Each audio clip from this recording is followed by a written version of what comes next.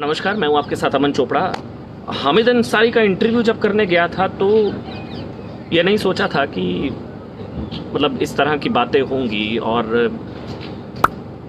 बातें तो सामान्य थी, सवाल भी सामान्य ही थे जो हम लोग आमतौर पर डिबेट्स में पूछते हैं। लेकिन हैरानगी बस इस चीज़ की थी कि हामिद अंसारी से आज तक ये सवाल पूछे नहीं गए थे।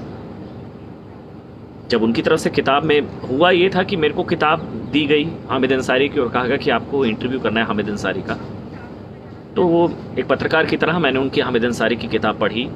मैंने उनसे मुख्य अंश उनकी किताब के जो थे उनको समझा, देखा। मुझे लगा कि इस पर सवाल उठाने चाहिए।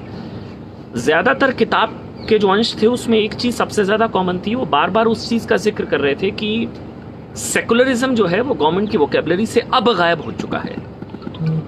तो मेरे को एक चीज़ ये सबसे ज़्यादा जो खटकी, मुझे लगा कि इस पे शायद सेकुलरिज्म की परिभाषा क्या होती है भाई, मतलब धर्मनिरपेक्षता किसे कहते हैं। मुझे ये लगा ये उनसे पूछना चाहिए। इसके अलावा उनके कई इस तरह के विवादित बयान थे, उसमें भी उनकी तरफ से कहा गया कि मेरे कार्यकाल की, उनकी किताब मैंने पढ़ी, उसमें लिखा गया कि मेरे कार्यकाल 10 साल का मेरा कार्यकाल रहा, उसके कार्यकाल के जो अंतिम 2 हफ्ते थे उसमें कई तरह के विवाद रहे। नेशनल लॉ स्कूल में उनकी तरफ से जो संबोधन दिया गया था उसमें उनकी तरफ से कहा गया था कि मुसलमान डरे हुए हैं, मुसलमान असुरक्षित है। मुझे लगा पूछना चाहिए कि उनको लगता है कि अभी भी डरे हुए हैं। अगर वो कहते हैं सेकुलरिज्म खतरे में है तो क्या 2014 के बाद खतरे में आया? क्या 2014 से पहले सेकुलरिज्म खतरे में नहीं था? और सेकुलरिज्म होता क्या है? बार बार उनकी तरफ से जब कहा जाता है कि मुसलमान डरे हुए हैं, मुसलमान असुरक्षित हैं, तो इसके पीछे की वजह क्या थी? मुझे लगा कि भाई जानना चाहिए, क्योंकि हो सकता है अगर मैं कहीं मिस कर रहा हूँ, मैं कुछ चीज़ों को नहीं देख पा रहा बतौर पत्रकार, तो वो मेरी कमी है। तो मैंने उनसे 40 मिनट का जब इंटरव्यू लिया, मैंने उनसे कम से कम 40 बार ये पूछा कि आप हामिद अंसारी जी, आप मुझे एक वजह बता दीजिए कि हाँ इस वजह से मुसलमान डरे हुए हैं, क्योंकि वो आप खुद मुसलमान हैं। और ऐसा तो नहीं हुआ कि आपके धर्म की वजह से देश ने आपको जो है नकारा, मतलब सराखों पर बिठाया आपको। तो हामिद अंसारी तो सबसे सम्मानित, मतलब वो उपराष्ट्रपति रहे 10 साल। ये सवाल मैंने उनसे कई बार पूछा, जो लगातार आपने देखा होगा कि आप 10 साल उपराष्ट्रपति रहे। आप सर्वपल्ली राधाकृष्णन के बाद ऐसे शख्स जो लगातार 2 साल, जिनका लगातार दूसरा कार्यकाल उनका रहा, अलीगढ़ मुस्लिम यूनिवर्सिटी के वाइस चांसलर रहे, राष्ट्रीय अल्पसंख्यक आयोग के अध्यक्ष रहे, तमाम देशों में भारत के राजदूत रहे, यूएन में परमानेंट रिप्रेजेंटेटिव रहे कुछ सालों के लिए, तो सब कुछ दिया इस देश ने। तो फिर आखिरी कार्यकाल के आखिरी दिन आपको ऐसा क्यों लगा कि देश असुरक्षित है मुसलमानों के लिए? मैंने उनसे पूछना चाहा। मैंने इस चीज़, जब उनकी तरफ से शायद नाराजगी इस चीज़ को लेकर थी, जो बार बार वो उखड़ रहे थे इंटरव्यू में कि आप किताब पर बात करिए मेरे से। अब 350 पन्नों की किताब है, मैं किताब पर बात करूंगा, ठीक है। किताब, वो मेरे से उम्मीद लगाए बैठे थे कि मैं कुछ सवाल ना पूछूं, मैं किताब पर बात करूं।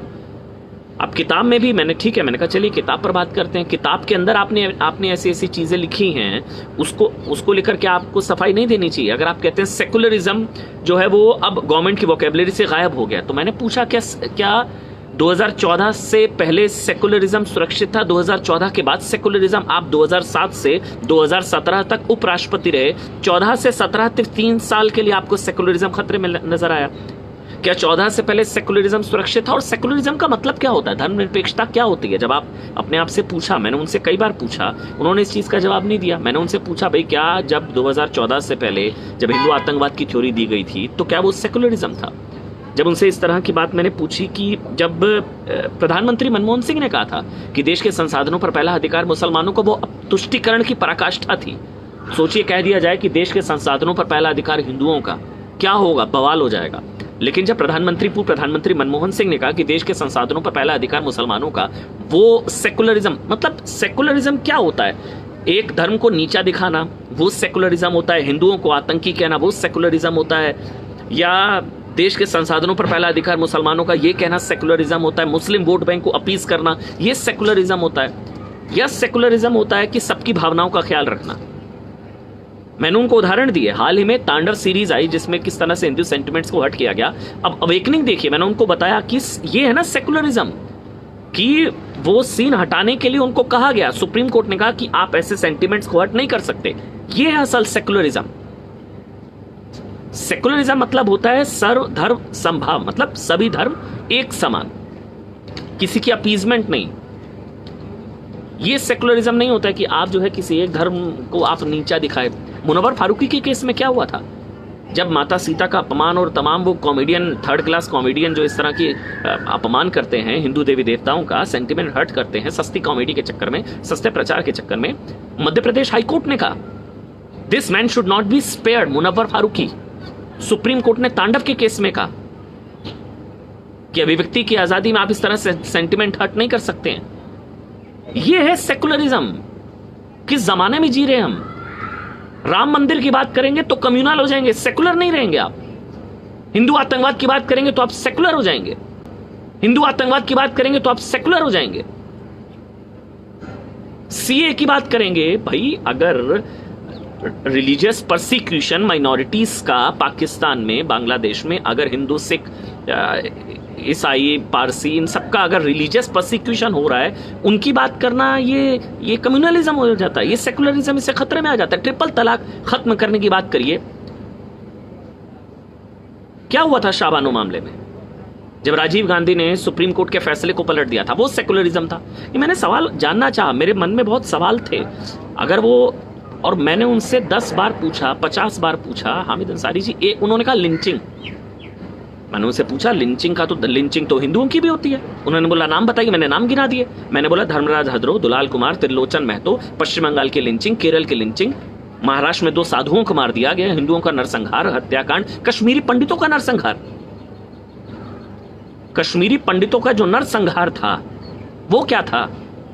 वो लिंचिंग नहीं थी, वो सेकुलर लिंचिंग थी। अच्छा, लिंचिंग भी बड़ी, वो कम्युनल लिंचिंग, सेकुलर लिंचिंग होती है। ये सवाल थे, मुझे लगा ये सवाल सामान्य थे, सामान्य सवाल थे, लेकिन संभवतः आज तक पूछे नहीं गए थे। आज तक ये किसी ने नहीं उनसे पूछा कि हामिद अंसारी को देश ने क्या क्या दिया और उन्होंने क्या दिया, या उन्होंने क्या कहा देश के लिए, देश असुरक्षित।